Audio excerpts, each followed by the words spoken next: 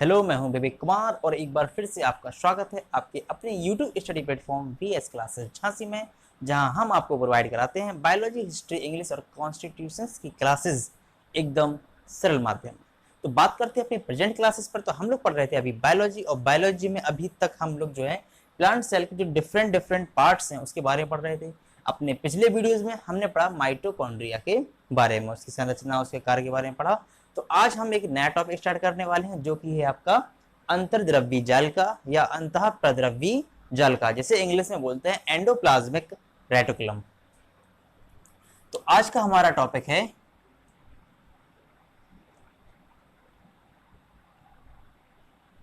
अंतर्द्रव्यी जालिका, या इसे जो है कि अंतःप्रद्रव्यी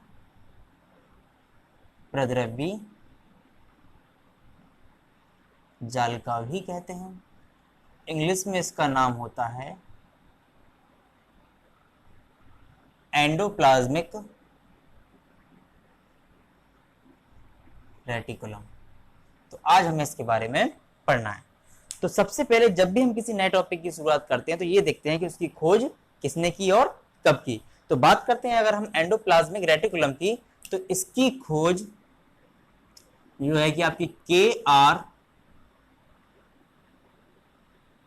पोर्टर ने 1945 में की थी। इसकी खोज KR पोर्टर ने 1945 में की थी। और इनके अनुसार ये जो संरचना है, जो आकृति है जिसे हम लोग बोलते हैं एंडोप्लाज्मिक रेटिकुलम, इनके अनुसार यह एक असंख्य नलिका युक्त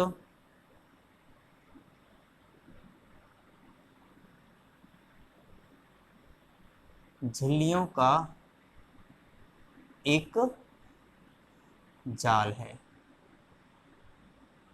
यानी इन्होंने ये कहा कि ये जो एंडोप्लाज्मिक रेटिकुलम है, ये देखने में इस प्रकार से लगता है जिसमें कि बहुत सारी नलिकाएं हों, इस प्रकार की ट्यूब्यूल्स हों, और यह एक जाली के समान होता है, झिल्लियों के समान होता है। जैसे कि इसको हम इस प्रकार से कह सकते हैं कि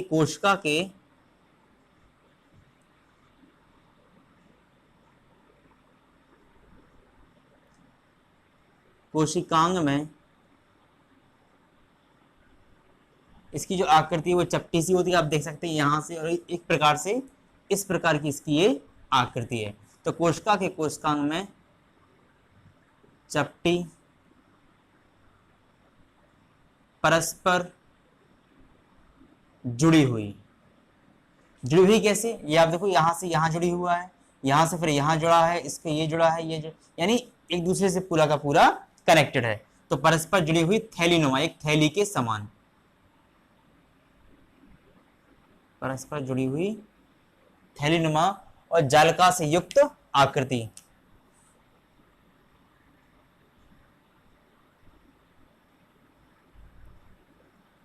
जालिका युक्त संरचना, ये था अंतःद्रव्यी जालिका के बारे में इनके विचार। इन्होंने कहा कि कोशिका द्रव में एक ऐसी संरचना पाई जाती है जिसमें असंख्य जो है कि नलिका हैं, बहुत सारे ट्यूब्यूल्स हैं, जिनकी संरचना जो है जालियों के समान एक दूसरे से जुड़ी हुई है। अब बात करें इसकी जालियों की, ये जाली जो होती है इसके बाहर की जो कलाएं होती हैं, यानी कि मेम्ब्रेन, झिल्लियों की बात करें, जैसे आप ये देख सकते हैं किसी का जो आवरण होता है वो इसकी झिल्ली होती है। तो इसकी जो आवरण है झिल्ली, ये झिल्लियां जो होती हैं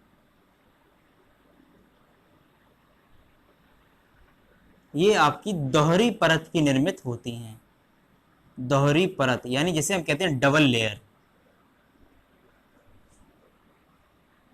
दोहरी परत की निर्मित होती हैं। और देखा जाए तो ये जो झिल्लियां होती हैं, अंतर्द्रव्यी जालिका की जो झिल्लियां होती हैं, ये सबसे बड़ी बंद झिल्लियां होती हैं। सबसे बड़ी बंद झिल्लियों को जो कि हम कला भी बोलते हैं, आपको पहले ही बता चुके इसके बारे में हम, कला यानी कि मेम्ब्रेन। तो ये आपकी सबसे बड़ी बंद झिल्लियां होती हैं। अब बात करते हैं इनकी रूपरेखा की, इनकी आकृति की। तो ये आपकी जो है कि जीवद्रव्य कला, जिसे हम प्लाज्मा मेम्ब्रेन भी बोलते हैं या प्लाज्मा लेमा भी बोलते हैं,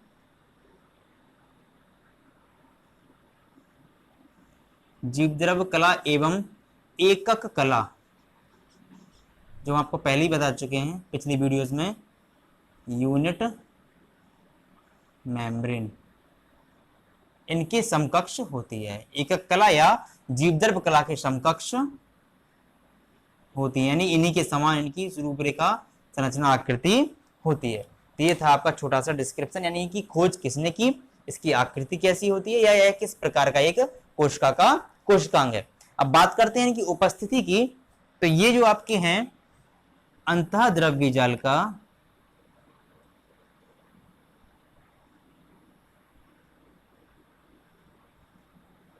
सामान्यतः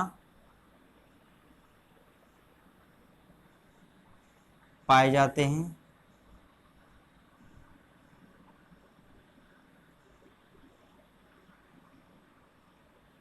यूकैरियोटिक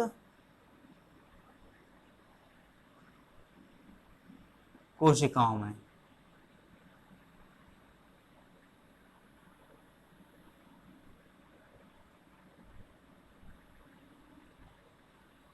ये आपके सामान्यतः यूकैरियोटिक कोशिकाओं में पाए जाते हैं। यूकैरियोटिक कोशिका और प्रोकैरियोटिक कोशिका, ये आपको हम पहले ही एक वीडियो में बता चुके हैं। और इसके अलावा ये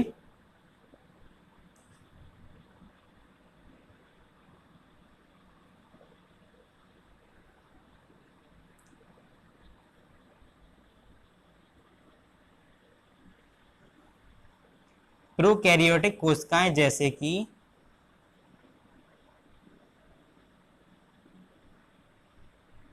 नीले हरे शैवाल एवं जीवाणु, इनमें इनकी अनुपस्थिति होती है। इनमें यह कैसे होते हैं, अनुपस्थित होते हैं।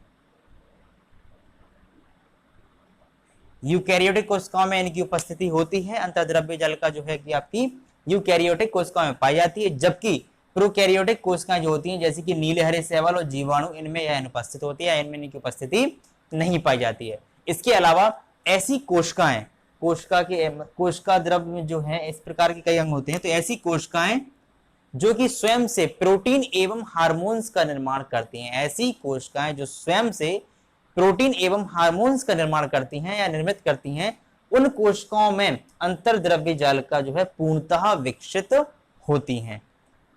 समझिए इसको। आपका ये पहला पॉइंट था उपस्थिति का, ये दूसरा पॉइंट था, ये आपका तीसरा पॉइंट है। ऐसी कोशिकाएं जो प्रोटीन एवं हार्मोन्स का निर्माण करती हैं, उनमें अंतःप्रद्रवी जाल का पूर्णतः विकसित होती है। उनमें यह जाल का जो है आपकी पूर्णतः विकसित होती है। तो ये इसकी उपस्थिति, इसकी खोज और इसकी रूपरेखा के बारे में एक छोटी सी आपके सामने डिस्क्रिप्शन। अब बात करें इसके दूसरे भागों की, जैसे कि आप यहाँ सामने देख सकते हैं ट्यूबिल्स यानी कि नलिकाएं हैं आपकी, ये आपकी वेसिकल्स हैं और ये आपका ल्यूमेन है। तो अगर इसके बारे में छोटा छोटा आपको हम बताएं कुछ ऐसा, तो ये जो ट्यूबिल्स होती है, जो नलिकाएं इन्हें बोलते हैं हम नलिका। तो जैसे कि आप ये चित्र देखें, यहाँ पे इस चित्र में आपको ये न्यूक्लियस दिखाई दे रहा होगा, केंद्रक दिखाई दे रहा होगा। तो केंद्रक के बगल में से जो सटकर की जो नलिकाएं जो आती हैं, ये आपको दिखाई दे रहा होगा डॉट डॉट करके। तो ये जो केंद्रक के बगल से जो नलिकाएं आती हैं, इन्हें बोलते हैं हम लोग इस प्रकार से ट्यूबवेल्स या नलिकाएं। जबकि ये जो दूर आती हैं, ये इनको बोला जाता है सिस्टर्नी।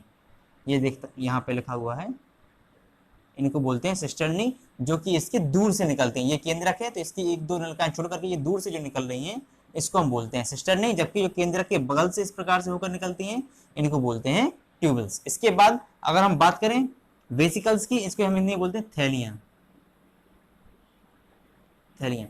तो ये आप जो छोटी छोटी आकृतियां देख रहे हैं, इस प्रकार से ये गोल है, ये ब्लैक डॉट है जिसमें, और गोल है, या फिर ये टुकड़े जो छोटे छोटे डले हुए हैं जो गोल आकृति लगभग होते हैं, आप यहाँ देख सकते हैं, इन्हें बोलते हैं हम वेसिकल्स या थैलियां, जो कि नलिकाओं के टूटने के कारण बनते हैं। नलिकाओं के टूटने के कारण जो है वेसिकल्स का निर्माण होता है, यानी कि थैलियों का निर्माण होता है।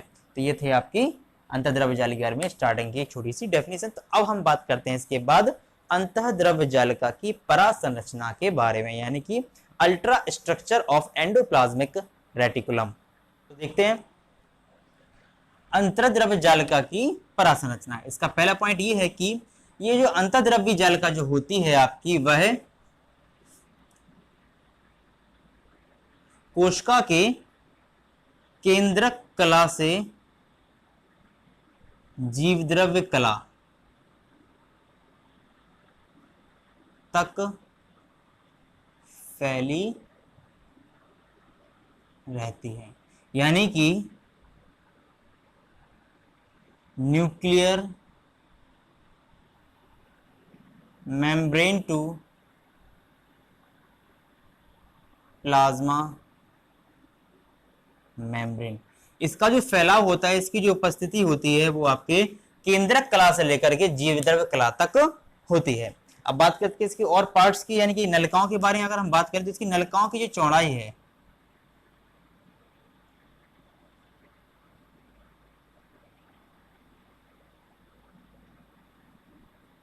वह है आपकी 50 एंगस्ट्रॉम से 60 एंगस्ट्रॉम तक होती है।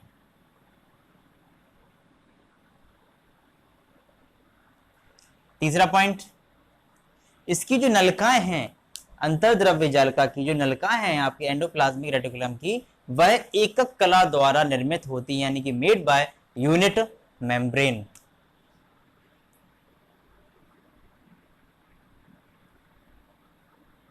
नलिकाएं एकक कला द्वारा निर्मित होती हैं, इसको बोलते हैं हम यूनिट मेम्ब्रेन। नेक्स्ट पॉइंट, कभी कभार क्या होता है कि नलिकाओं की ये जो नलिकाएं होती हैं, ट्यूबल्स जो होती हैं, ये आप देख सकते हैं यहाँ पर ये हैं, और ये ब्लैक जो आपको लंबी लंबी लाइंस दिखाई दे रही हैं, आपकी नलिकाएं होती हैं। तो कभी कभी क्या होता है कि ये नलिकाएं अधिक फैल जाती हैं, चौड़ी हो जाती हैं, जिसमें इनके फैलाव के कारण या चौड़ी हो जाने के कारण ये टूट जाती हैं, और टूट करके जो संरचना बनती है उसको ही हम वेसिकल्स या थैलियां कहते हैं। आप देख सकते हैं यहाँ पर ये छोटी सी आकृति है, ये आपका वेसिकल है, यानी कि एक थैली है। तो इसकी संरचना में ये भी एक खासियत है कि यह नलिकाओं के टूटने से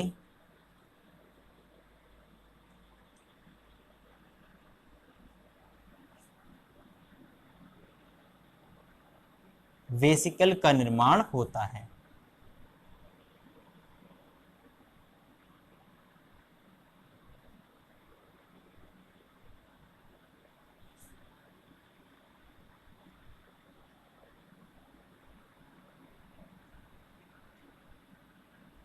जिसे हम थैलियां कहते हैं। इसके अलावा ये आपकी जो सामने एक आकृति है अंतःद्रव्य जालिका की, इसमें आप देख सकते हैं कि जितनी भी संरचना है अंतःद्रव्य जालिका की, उसमें सभी पर यहाँ पे देखिए ये डॉट डॉट अलग, ये आपकी जो है लाइंस पर कुछ अलग ही दिखाई दे रही है, बीच में जो है द्रव्य वो अलग कहानी है, लेकिन इन रचनाओं पर भी आप देख सकते हैं कि लाइन से क्रमानुसार कुछ बिंदियां रखी दिखाई दे रही हैं आपको। ये बिंदियां नहीं बल्कि राइबोसोम्स है। इस पे हम कह सकते हैं, आपका अगला पॉइंट ये है कि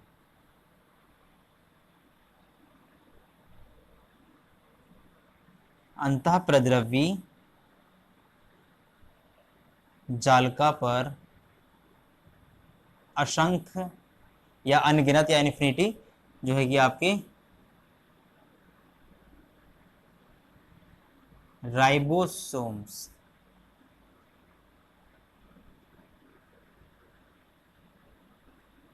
लगे रहते हैं या चिपके रहते हैं, लगे रहते हैं। जालिका पर कह सकते हैं आप, जालिका की सतह पर भी कह सकते हैं कि उसकी सतह पर जो है असंख्य संख्या में या अनगिनत संख्या में राइबोसोम्स लगे रहते हैं, जो कि आप यहाँ सामने देख सकते हैं। इस प्रकार से क्रमानुसार एक दूसरे के पीछे चलते हुए आपकी इस पूरी आकृति पर, पूरी संरचना पर, पूरे कोशिकांग पर इसकी उपस्थिति, राइबोसोम्स की उपस्थिति आप देख सकते हैं। तो ये था आपका छोटा सा अंतःद्रव्य जालिका की परिसंरचना के बारे में डिस्क्रिप्शन। तो इस प्रकार से, जैसे कि हम आपको स्टार्टिंग में ही कहते हैं कि इसमें आपको एक छोटे से छोटे तरीके से एक सरल से माध्यम से, ना कि लॉन्ग डिस्क्रिप्शंस में। आपको ऐसी परिभाषा मिलेंगी जिसे आप आराम से याद कर सकते हैं, उसको समझ सकते हैं। यदि आप बुक में देखें तो आपको परा संरचना के बारे में पूरे के पूरे 1 या 2 पेज की डिटेल्स पढ़नी पड़ेंगी। यहाँ पे आप 5 लाइन में या 5 पॉइंट में ही अपना इसका पूरा डिस्क्रिप्शन समझ सकते हैं। इसके अलावा अब हम बात करने वाले हैं अंतर्द्रव्य जालिका के रासायनिक संगठन के बारे में। देखते हैं इसके जो रासायनिक संगठन है अंतर्द्रव्य जालिका का, जो केमिकल कंपोजिशन है, इसमें प्रोटीन और लिपिड की मात्रा ही सबसे ज्यादा होती है, और जो अन्य जो रासायनिक इसके तत्व हैं वो कुछ मिश्रित अवस्था में होते हैं, जिनका प्रतिशत कोई फिक्स या निश्चित नहीं है। लेकिन बात करें यदि हम लिपिड्स की, तो इसके रासायनिक संगठन में, अंतर्द्रव्य जालिका के रासायनिक संगठन में लिपिड्स जो होते हैं वो लगभग 50% होते हैं। यानी कि पूरे इस संरचना में, पूरे कोशिकांग में लगभग 50% केवल लिपिड्स होते हैं, और लिपिड्स में भी आपका जो है कि 70%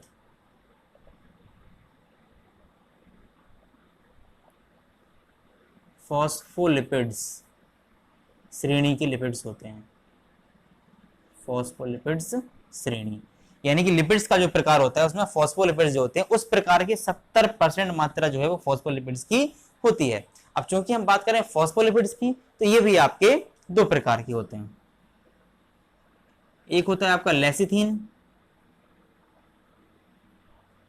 और दूसरा होता है सिफेलिन।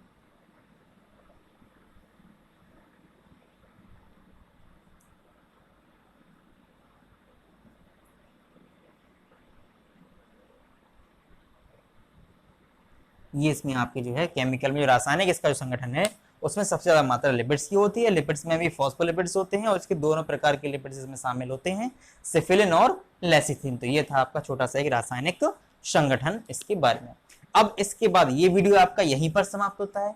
जो नेक्स्ट वीडियो होगा वो होगा इसके प्रकार के बारे में, यानी कि टाइप्स ऑफ एंडोप्लाज्मिक रेटिकुलम, और इसके कार्यों के बारे में, जो कि बहुत ही ज्यादा महत्वपूर्ण या इंपॉर्टेंट भी आप कह सकते हैं, क्योंकि जब भी कोई क्वेश्चन आपके एग्जाम में आता है तो इसकी पूरी क्रियाविधि, कार्यशैली, खोज से लेकर के रासायनिक परासंरचना, रासायनिक संगठन, इन सभी के बारे में आपका जो है पूरा का पूरा क्वेश्चन एक विस्तृत रूप में आता है। तो ये सब होगा आपके नेक्स्ट वीडियो में। इसके अलावा आपके यदि कोई डाउट है, कोई क्वेश्चन है, तो आप हमसे कमेंट बॉक्स में पूछ सकते हैं, और हमारे चैनल VS क्लासेस झांसी को ज्यादा से ज्यादा लाइक करें, सब्सक्राइब करें और शेयर करें। Thank you.